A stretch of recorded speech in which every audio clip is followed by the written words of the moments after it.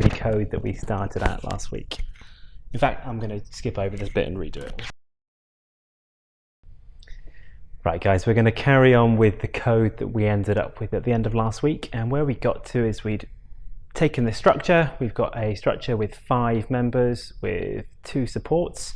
So we coded up a method that enabled us to, for any value of P1 and P2, we could determine we said that Cx was the redundant reaction. We were then able to determine all of the other reactions. So we've got Ax. Let's do these in a different color actually. That would be, let's do this one here, Cx. We said was the redundant. And then we could determine Cx, Cy, and Ax. So the code that we've got enabled us to do all of this. We defined a little subroutine. It was called, what did I call it? Get redundant reaction. Okay, I'm actually going to make this code that we ended up with last week available so you guys can go through and finish off this example. Okay, I really encourage you guys to do this coding yourself, but I know that some of you won't do that and you simply won't do this work unless you have it available to at least compare to. So I'm going to make this available on Slack. Okay, so we're going to carry on with this example today, and let's just remember the numbers that we were given. We said that P1 was equal to P2 was 500 kilonewtons. I gave a height of 10 meters, a width of 10 meters as well,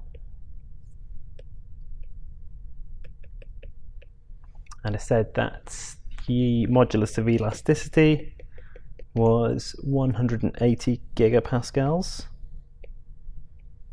and that the cross-sectional area is 15 square centimeters. Okay, so with this information, what we ended up with last week was we said we could determine what Cx is by applying a virtual load here, working out how much it moves, work out how much it would move back when we have a unit load, and then we coded that up into a subroutine that said for any loading, okay, including virtual loading, we can work out what the redundant reaction is. So what we're going to look at today is, now we've determined what this redundant reaction is, we want to see how much P1 and P2 move. So let's have a look at the code that we had last week. So this is where we ended up. Finally, after however long it is I've been teaching, I've figured out how to keep the text in front of me and still have a background. So it's a good job I've managed to figure this out whilst I have, a month left of teaching. Anyway, so the code we ended up with last week, this is the one. I'll make this one available on Slack, but let's go down to the bottom.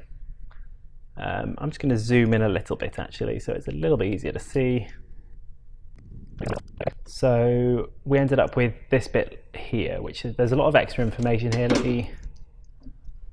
Let's remove some of this printing. Let me stop printing all of these intermediate steps.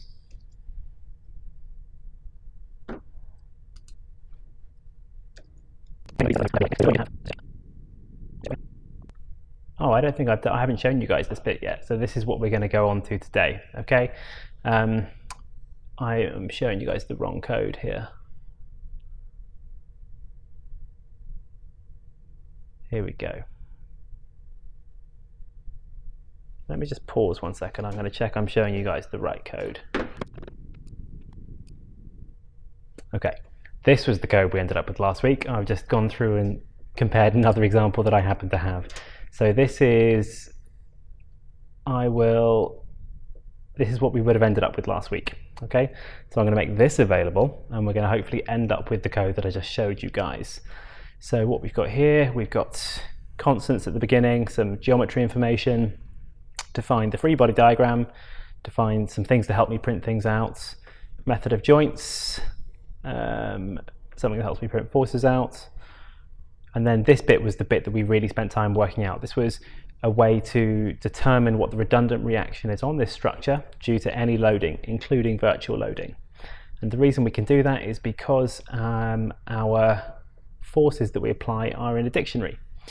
Okay, so forces here we've got dy, dx, bx, by, and cx. So we can apply any forces we want, including the redundant reaction, and that enables us to work out this displacement.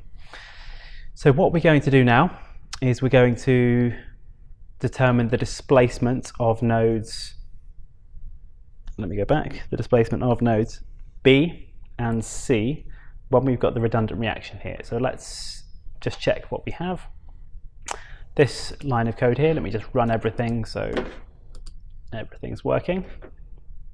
This last cell here, what it's doing, it's putting in the real forces, and then it's determining the redundant reaction, and then it's determining the real internal forces. Now what we haven't got yet, we haven't got a means of determining what the displacement of nodes, keep forgetting, B and, I didn't even call it anything like this, B and D. I didn't label it here. Okay, so we're looking for now for the displacement of these two nodes. So we're going to sequentially apply virtual forces to these and look at the virtual internal forces. The problem that we now face with this, when we had the simpler problem, which was a built-in and a roller support here, if we wanted to apply virtual forces to any of these, we could very easily determine the virtual reactions and then get all of the virtual internal forces, and we would have done these individually. What we now need to do, we're going to see that we're going to have some sort of virtual redundant and 3 other reactions. So this is why I said let's code this up in a subroutine called get redundant reaction, because we can now do this an additional 4 times for no extra real issue. So I'm going to make some new dictionaries for my 4 virtual forces. So let's say I'm going to want to apply these each sequentially. I'm going to make a dictionary for each of these.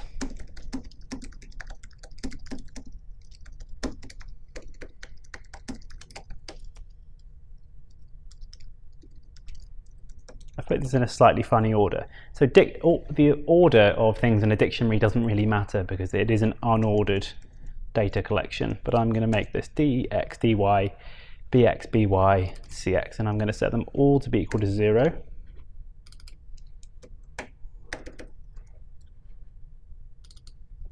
Except for dx.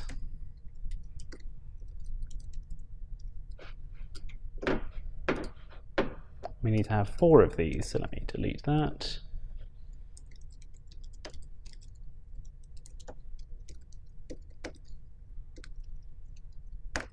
Okay, and I'm just going to change in each of these. I'm going to make, in the second one, dy is my virtual force. In the third one, bx is my virtual force. And then by is my virtual force in the last one. So as we go through these are for applying my virtual forces. It would be handy to be able to pull out the key of these as well in order. So I'm just going to show you a little bit of syntax here. I'm going to say for f star and let's call it direction in a zip, which means iterate over 2 things together. The first thing I want to iterate over is f star 1, f star 2, f star 3, f star 4 in a list, and then the second thing I want to do is a list of f star 1 dot keys, and then I want to do everything except for the last one because I don't want to have cx coming out. So I'll do this, the way of representing that is, it's just slightly off screen, let me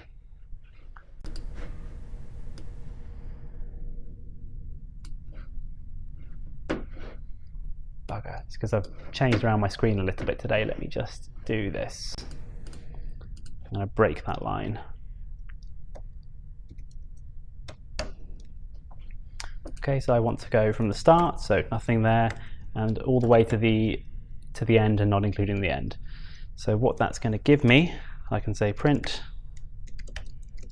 for the direction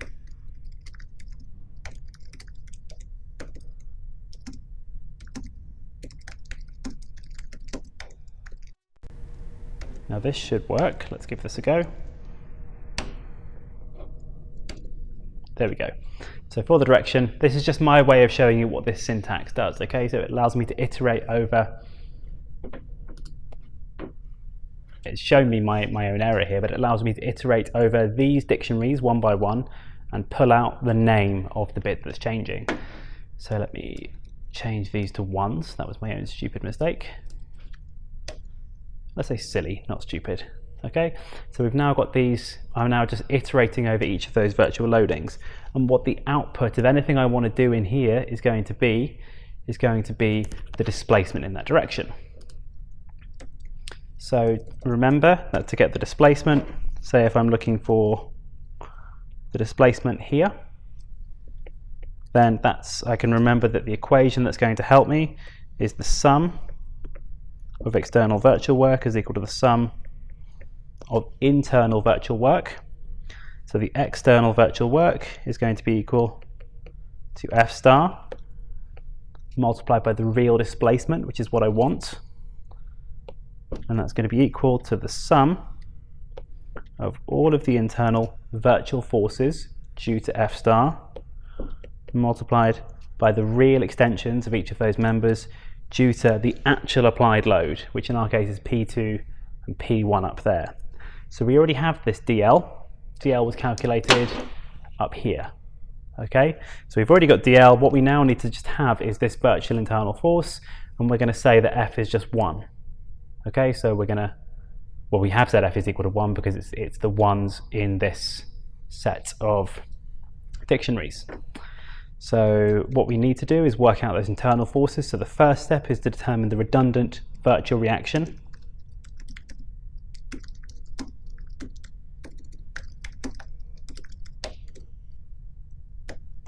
So that reaction is Cx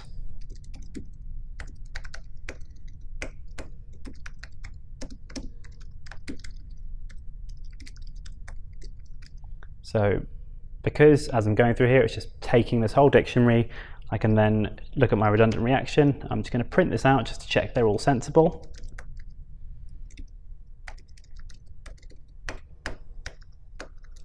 I advise you to do this as you're coding up because it shows you whether you're right or not. Those all look pretty reasonable in size to me. Yeah, so for a loading of 1, positive 1x, I'm getting a reaction here of half a Newton, and there's probably half a Newton on the other side. So we'll just have a look at that a second. So now that I've got these redundant reactions, I can update that in my loading. Because remember, I had set in each of these that Cx was 0. I now need to replace that Cx value with this one that we've just got out.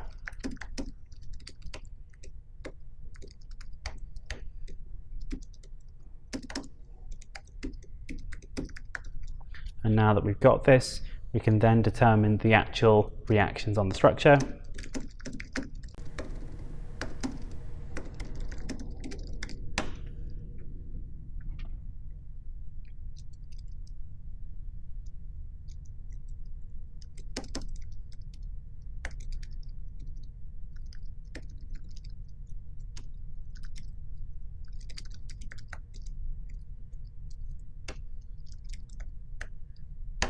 Okay, here we go.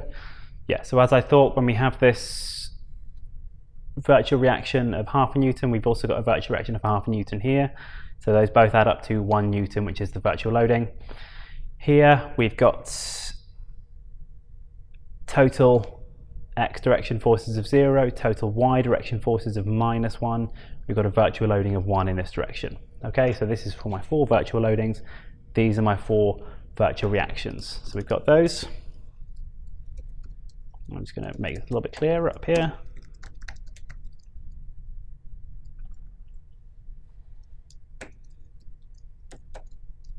Okay, now I've got those virtual reactions. I can get all of my internal virtual forces. So how did I do that? That's MOJ, R, and F. Let's call this F star, and I don't care about what the extensions are due to the virtual forces, so I can just get rid of them. and I need to put in the virtual forces here. Just for consistency, I'm going to call this R star instead.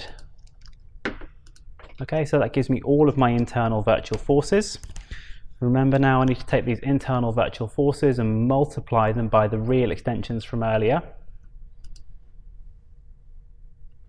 Okay, so my real extensions are here. They're in this DL object, and we had some syntax that helped us get these earlier. Okay, so let's copy. In fact, I'll just rewrite this again. Okay, we need to call it something else. So I'm going to say determine the internal virtual forces.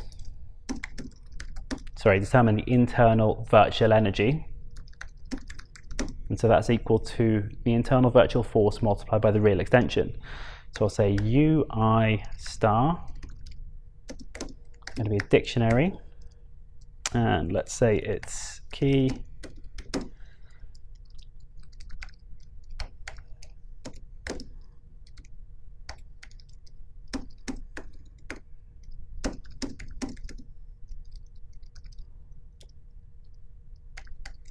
I think that'll work. I might need to make this into a list. Let's try running it. Oh no, it appears to work. Let's just see if that works. Print UI star. Yep, it's giving me out my internal virtual forces. So remember the sum of the internal virtual energy, which is the bit that we've just calculated. We've just calculated this. If I add it up, that's got to be equal to the displacement because we've set F star equal to 1.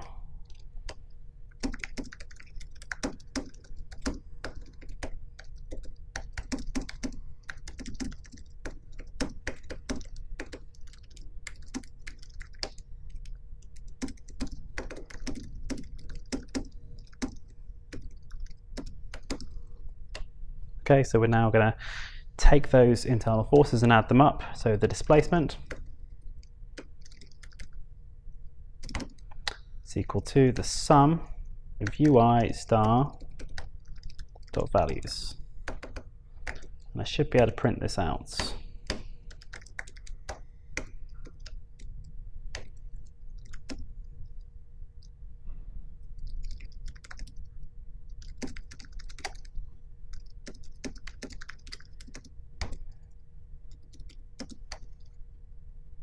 The direction is up there.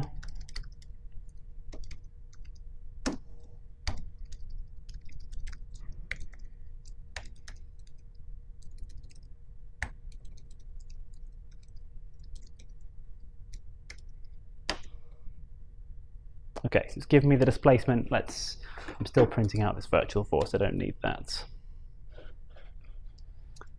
So, and that's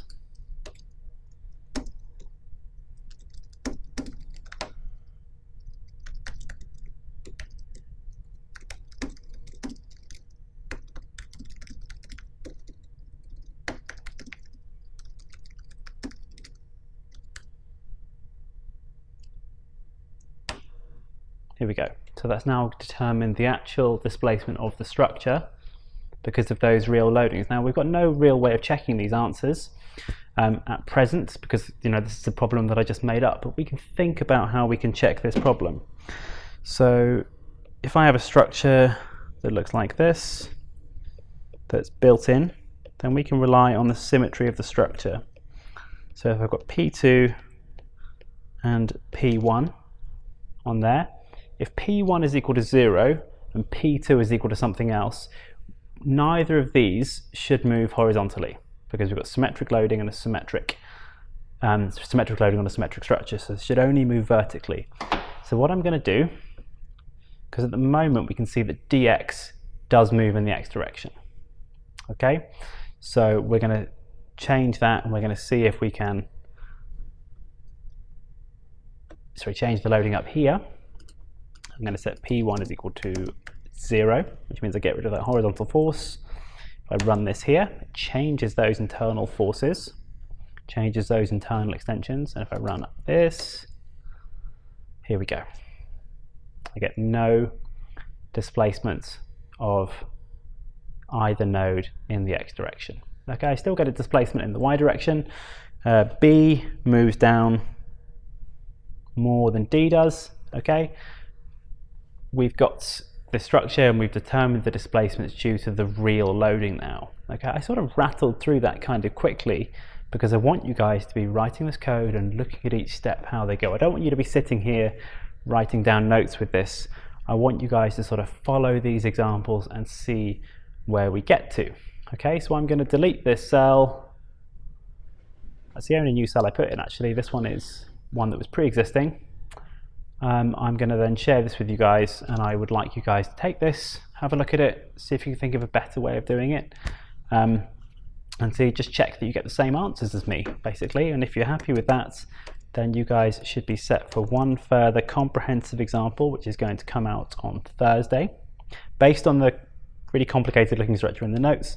And then you should be ready for your individual homework that'll be coming to you guys on Friday. Okay, so have a wonderful weekend and a wonderful COVID study day, and I will see you guys. We'll probably have a review on Friday at a time to be determined. Okay, because I know you guys were supposed to have one tomorrow, but that obviously cannot happen. Okay, so I will see you guys on Friday or whenever. Take care. Cheers.